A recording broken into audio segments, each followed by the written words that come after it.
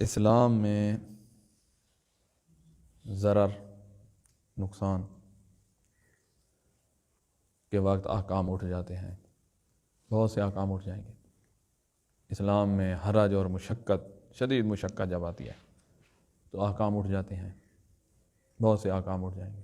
ہاں، کبھی ایسے ہوتا ہے کہ اسلام کی خاطر پھر جان بھی دینی پڑ جاتی ہے تو پھر جان بھی دینی ہوتی ہے، لیکن اسلام لوگوں کو شدید مشقت میں بھی نہیں ڈالنا چاہتا، اسلام لوگوں کو نقصان میں بھی نہیں ڈالنا چاہتا۔ وہ خود پروردگار جانتا ہے کہ کہاں نقصان اٹھا کر اسلام کو بچانا ہے اور کہاں پر اسلام لوگوں کو نقصان سے بچائے گا۔ روزے کے احکام میں ایک مسئلہ ہے کہ ایک شخص بوڑھا ہو گیا ہے، ایک خاتون بوڑھی ہو گئی ہے،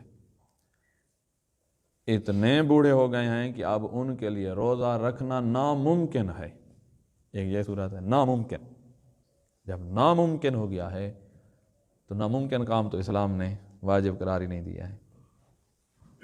اللہ انسان کی طاقت سے بڑھ کے تکلیف نہیں دیتا، تو اس بوڑھی اور بوڑھے شخص سے روزہ ان کو معاف ہے۔ اب ان پر کوئی قضا، کوئی فدیہ، جن کے لیے ناممکن ہے ان پر قضا بھی نہیں ہے، ان پر فدیہ بھی نہیں ہے، کچھ بھی نہیں ہے، روزہ معاف ہے۔ یہ ہیں جو ناممکن ہے جس کے لیے۔ وہ بوڑھا اور بوڑھی مومنہ جن کے لیے روزہ ناممکن نہیں ہے، رکھ لیں گے لیکن ان کے لیے شدید مشقت ہے، شدید مشکل ہے، تو مثلا ان کا روزہ رکھا سارا دن چارپائی پہ گزرے گا، ایسے شدید، اور ان کی خدمت کرنی پڑ جائے گی۔ تو اس طرح کے حالات میں جب شدید مشکل ہے تو وہ روزہ نہ رکھیں، لیکن اس روزے کی قضا بھی ان پہ نہیں ہوگی، لیکن ان کو فدیہ دینا پڑے گا۔ یہ ہے شدید مشقت والا بوڑھی اور بوڑھا، ان کو نہ روزے کا ادا نہ قضا، ان پر کیا ہوگا؟ فدیہ ہوگا۔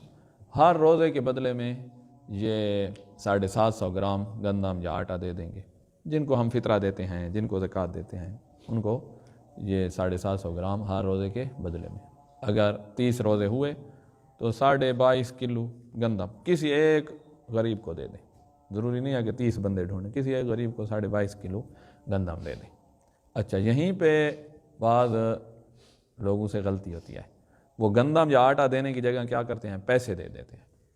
پیسے نہیں چلیں گے، یہاں خود گندم یا آٹا یعنی جنس دینی پڑے گی، یہاں پیسہ نہیں چلے گا۔ یہ ہے بوڑھا اور بوڑھی جس کے لیے اسلام نے یہ احکام رکھے ہیں۔ ناممکن ہے تو اس پہ کچھ بھی نہیں ہے، ممکن ہے لیکن شدید مشقت ہے تو پھر صرف فدیہ اس پہ ہے۔ یہ ختم۔ ایک اور شخص ہے جس کو ایک بیماری ہے جس کو کہتے ہیں پولیڈپسیا، ذوالعطاش عربی میں اس کو کہتے ہیں۔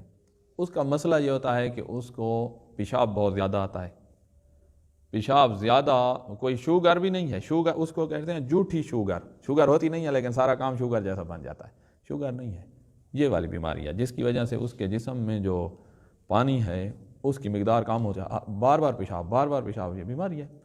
تو اس بیماری کی وجہ سے اس کے جسم میں پانی باقی نہیں رہتا۔ اب اس کے لیے روزہ رکھنا یا ناممکن ہو گیا ہے یا رکھے گا تو اس کے لیے شدید مشقت ہوگی۔ تو اس شخص کا حکم بھی وہی بوڑھی اور بوڑھے والا ہے کہ ناممکن ہے تو اس پہ کچھ بھی نہیں ہے۔